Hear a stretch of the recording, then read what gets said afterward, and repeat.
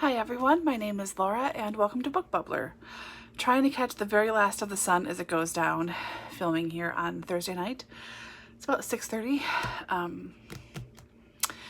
Yeah, so this past weekend I had intended to film a Shorty September vlog of my long weekend reading. I think I even said it, I was doing it in my Friday Reads video last week. And I vlogged all weekend. And I put it together and I couldn't stand it. Like, it was way too long. I rambled a ton. So I trashed it. Sorry. The good news is I do have books to talk about then that I finished this week. But before I do that, I wanted to do the song of the week this week. It's by George Michael. You know I love him. He's one of my favorites. I just love him so much. And this album in particular, Listen Without Prejudice Volume 1, this is my favorite. Like, this is my desert island disc. Like, you take whatever you want with you to the, like, I take this whole entire thing. I love it so much. So, it's a very, very me record album, whichever the term is. And I've had a lot of ups and downs this week. The weekend was fine. But it's been a lot of really big, like, high highs and low lows and stress and personal freaking out and things. So I thought I would pick one of my favorites from this album, and that's the very last song. It's the Waiting reprise. Waiting for That Day is number, what is it? 6 on the album. And this is the reprise, number 10. It's short. It's like 2.5 minutes long, I think. It may seem a little bit of a bummer or a little bit womp womp, but I just really like it. I love it, actually. Who am I kidding? I love this. So, a little bit of George Michael. Hope everyone feel better. This is like, the sun is, you're gonna see stripes on my face, but better than me being blinded, sorry to say. Okay, so I have 1 DNF and 5 books that I finished. So, of the books that I have finished, let's do the ebook first. I read book number 3 in the Moose Springs, Alaska series by Sarah Morgenthaler. This is Enjoy the View. In this one, we follow Easton, who is the twin of Ashton. She's the helicopter pilot. And Easton is 6'6". He's a big, quiet guy. He'll do anything for his friends. And he climbs mountains for a living. He's a tour guide for, like, mountain climbs. Mostly does Mount Vale, which is the mountain just outside of Moose Springs. He's also done a lot with Denali and all over the place, but, like, Mount Vale is his, like, home mountain, let's say. So I like Easton a lot. I think he's a great character. I think he's a great friend. He's got a good heart and a good sense of humor. And the woman he falls for, her name is River Lane. She is an actress. She's like 29 going on 30, so there are no parts for her left in Hollywood. And something happened, or there was some kind of reason why she wasn't working anymore. I don't remember what that is, or know if they even said. It doesn't matter. The whole point is she took a job to direct a tourism video, essentially, about Moose Springs, Alaska. This is from the Alaskan Tourism Board. So she and 2 of her friends who do filming and photography, the 3 of them are up there on a shoestring making this thing, but none of the locals want tourists in town, and they've been shut out of everywhere. Like, no businesses will talk to them, no people will talk to them. They were staying at the big fancy hotel, but they got themselves kicked out, so they were sleeping in her car. So to try and salvage this and try and still make this movie that they got the money for, they decide to do a movie about climbing Mount Vale. So like a real-time movie about, like, documentary about this. And of course, River is a natural, wonderful climber, and she climbs rocks all the time, and she does all the stuff and whatever. Like, she could be a professional, I'm sure. So she is bossy, really, really bossy. And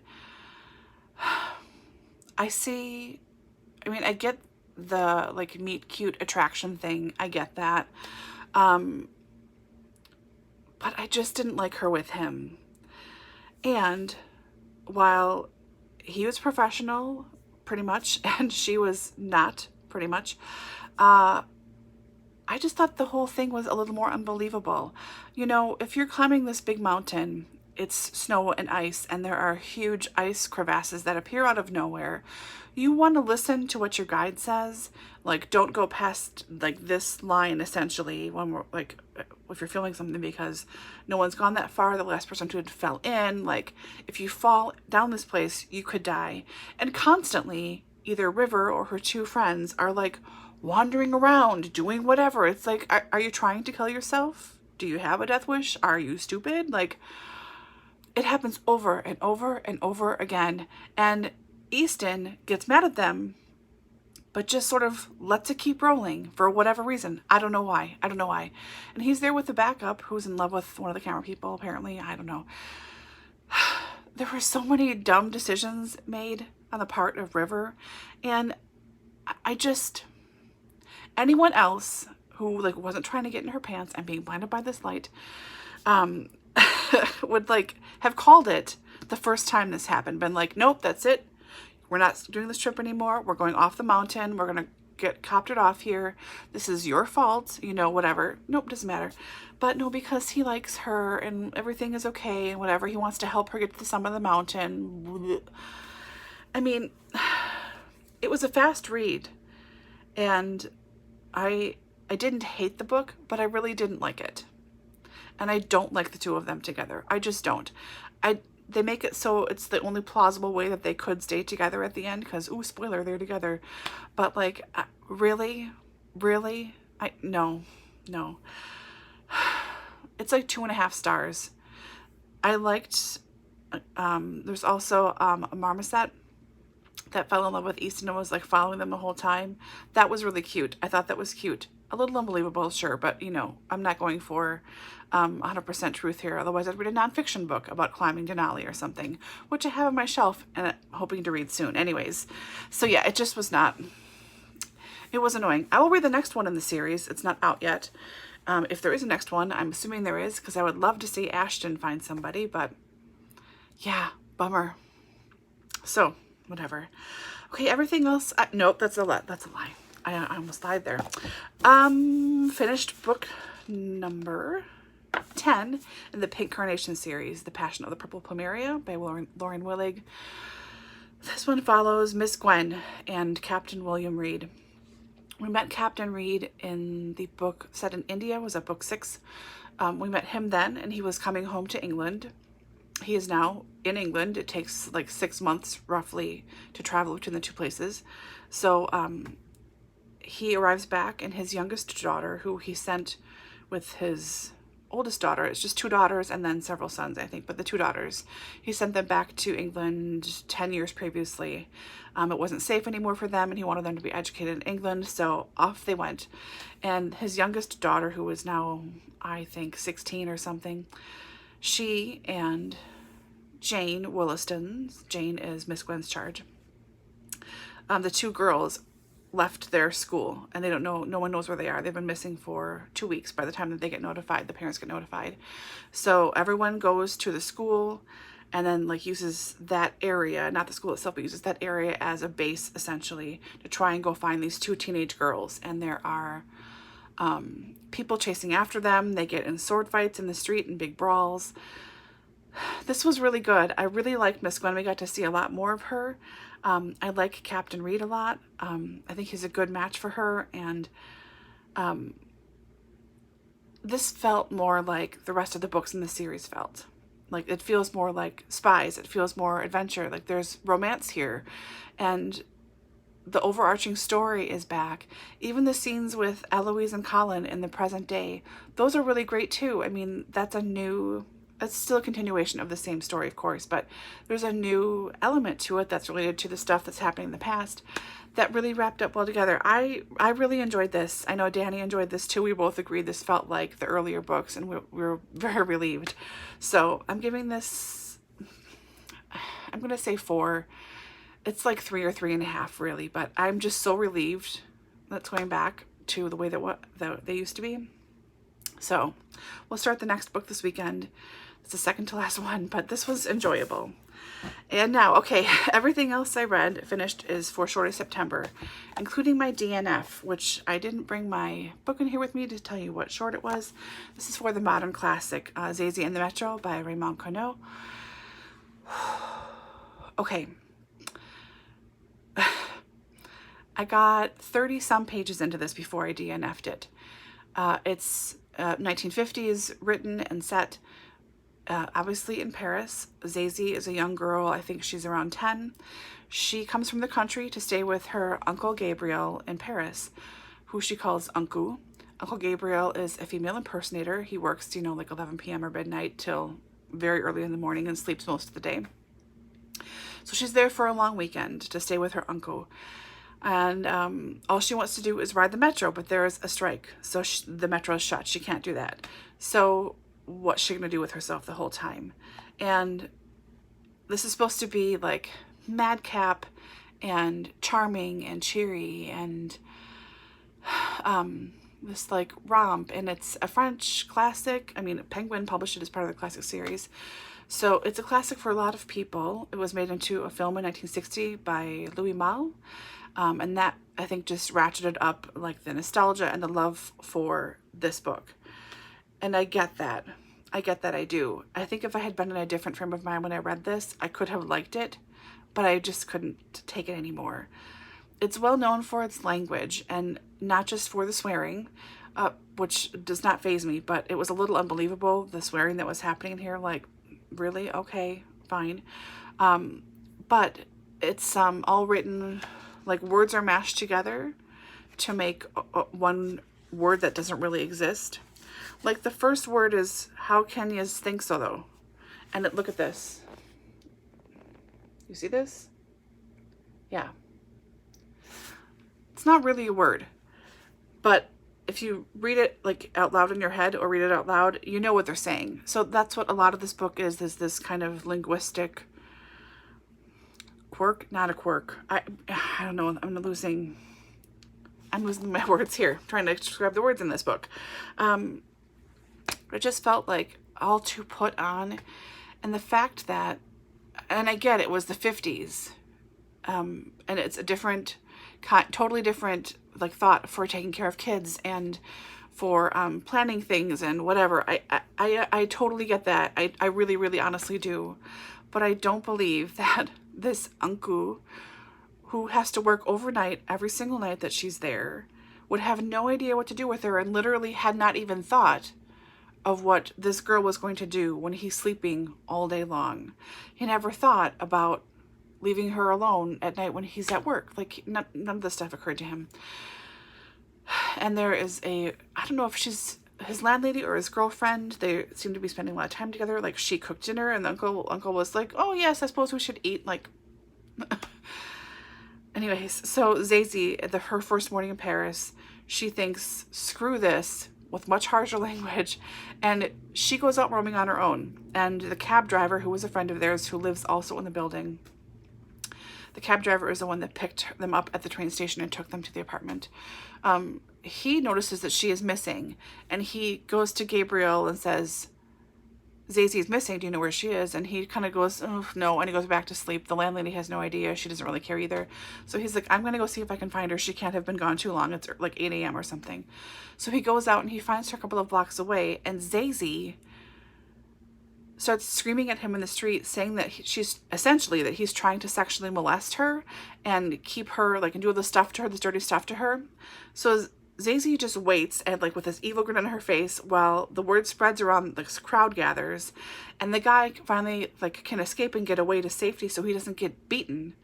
And she just goes twitzling off to do whatever she wants in Paris. And that's when I stopped and I was like, no, I can't. I don't think that's charming. I don't think that's cutesy. Like, and again, if I was reading this in a different frame of mind, I may have just gone along with it, because usually I do. I just get on the boat that is the book and I sail with it to wherever it's going, and it's absolutely fine. I don't worry about endings. I don't worry about a different plot twist. I just take it where it's supposed to go. Like, oh, this is what the author wants to tell me. This is what I'm going to hear. I couldn't. I just couldn't. So this is off of my library shelves. I'm getting rid of this. Like, if I want to read this again in future, I will, but It is just not a book for me, especially right now. I can't. I'm so sorry if you love this book. I just couldn't. So on to books I actually finished for Shorty September. Again, Laura, no preparation, but this was the prompt hometown shorts set near where you live. So I read Historic Wisconsin Buildings, a survey of pioneer architecture, 1835 to 1870 by Richard W.R. Perrin. This is my grandparents' copy. They bought it new from the library in 1962. And I actually really liked this. This line is driving me bonkers. Excuse me one second here. That is, oh, I'm not getting blinded anymore, so it's better. It's very picture heavy, which I really appreciated. I mean, there's a lot of pages that are like this. And it's sort of loosely set by style, but not really. I mean, it's one narrative that just kind of keeps on going. So, for a typically dry subject, this was fascinating. So for those of you who don't know, Wisconsin is primarily settled, has been primarily settled by people from Germany and people from like Finland, Scandinavia, those areas. That's like the two big groups in here. Also Polish, but historically it's basically Scandinavia and Germany. And there were lots of holdovers and a lot of people who moved from those countries in the 1800s. Of course, they built their homes and their churches and their barns in the style that they built where they're from. So we have a really wide range of historical architecture, and a lot of stuff like styles were, the Greek Revival styles were being built maybe 20 to 30 years after they went out of fashion in Europe or wherever. So that was interesting too. And I have seen quite a lot of these buildings. I think that's because, I mean, historically my family and I are very poor, hardworking, poor. So if we took a vacation, it was always driving in our sort of burnt orange wood paneling station wagon from the 80s. Don't be jealous. But we drove mostly around the state. We took one big trip out to Detroit and Kalamazoo, Michigan, but mostly it was spent here in the state, up and down, back and forth, all over the place. So I've seen a lot of these places and a lot of these buildings, and I really appreciate that. This was interesting. I recognized a lot of these places, and it was then once I saw a building, I could see a picture. I'm like, oh, I know that place. And then I could read about it, like how it was built, who built it, whatever. Nerd me was really liking this book. So I really enjoyed this. I can't imagine this is going to appeal to a very large audience, but I liked it. And I also really enjoy little books like this that are about a very specific, like odd, old-fashioned, quirky, whatever thing. So very happy to have read this. I really liked it. Probably 4 stars, you know. Then for a translated book, I think, no, a book set in a different country, I read Gigi by Colette. This was French. And it's about Gigi, who's 15, almost 16, and she lives with her mother, who is a second-tier opera singer in Paris, and her grandmother. Her grandmother is essentially, oh, I'm going to forget the word for this. Her grandmother and her grandmother's sister, that's sort of like in the family that women, they don't marry, but they are like mistresses, professional mistresses for rich men. There's a word for this. Tell me what it is. So that's what they are. So Gigi's at that age where she should have like lowered hemlines and all this stuff, but her grandmother knows she's not quite ready for it yet because she's still too immature. So they have a friend who is the head of a sugar factory or sugar empire, essentially. Oh my gosh. Mr. Lachelle? I think it's Lachelle. Yeah, Lachelle. He's like friends with the family for a long time, and he eventually halfway through he propositions the grandmother, like, I would like to be with Gigi. I'd like her to be my first, or like I would like to be her first, and like to take care of her and all the stuff. And And the grandmother says that would be fine, but Gigi says, when they talked about Gigi says no, and it's the whole thing. So it's a little dated morally and ethically for these times, but I liked it. It was sort of charming, and I liked all the characters. I believed the world that they were living in. I believed all of them as people, as individuals. I understood their viewpoints. This is the first time I've read anything by Colette. It won't be the last. I have quite a bit of her work because, sadly, I really like the movie Sherry with Michelle Pfeiffer that came out. I really like that a lot. So that was like, great, I'll buy all the Colette. But I liked this. This was charming.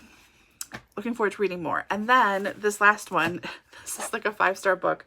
And I thought that I hadn't read it before, but thank you, Goodreads. I realized that I did read this back in 2012. But it doesn't matter because it's always an appropriate time to read this. And this is like Life Goals. The Ultimate Nap Book, Change Your Life Without Getting Out of Bed by SARK. Thank you very much. This is my life goal. I am a huge proponent of naps. I always have been. And as someone who has a lot of sleeping issues, like a nap is necessary for me to function a lot of days. I don't always get the nap, but even if I'm resting in quiet with my eyes closed, I feel better. Also, for any of you out there who have adrenal exhaustion like I do, I have found that my body feels the best laying down. And even if I'm laying down for a couple of hours to kind of recharge, if I'm doing something on my phone, if I'm emailing, whatever, if I get up again, it's almost like I've had a nap because my body hasn't had a chance to rest. Strange, I know, but please try this if you can, if you have adrenal exhaustion like I do. Anyways, this was wonderful, like all of SARK's books. And she writes permission slips for you to like buy fancy new pajamas for yourself, to buy that blanket you want, permission to nap in public, permission to do like whatever, you know, try micro naps. And it's I just like it so much. It's happy making. I mean, all of her stuff, it's terrible lighting, Laura. It's professional, that's me. But it's so all beautiful ink colors, and I just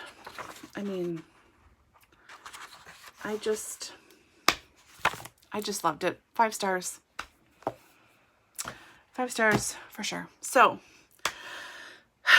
that's me for this week. That's a long time. I apologize, but I had a lot of books to catch up on, right? Okay, so coming up, it's a mid-month book bash and Shorty September. So I'm hoping to do a Shorty September focused mid-month book bash. I do have to read, I think, a library book that's due. Need to double check that. But this is what I have left for Shorty September. I am hoping to get 1 or 2 of these knocked off if I can. I don't know what they're going to be yet, but we'll see. Tomorrow morning I've got swimming. Tomorrow afternoon I have a client. I have off Saturday, Sunday, and then Monday I meet with my holistic doctor, I think. So there's plenty of time in there to read. In theory. We'll see. So, okay. I'm going to stop talking now, and I will talk to you guys very soon in the vlog. Hope you're all doing well and taking care and reading something fantastic, staying safe, and I will talk to you soon. Bye.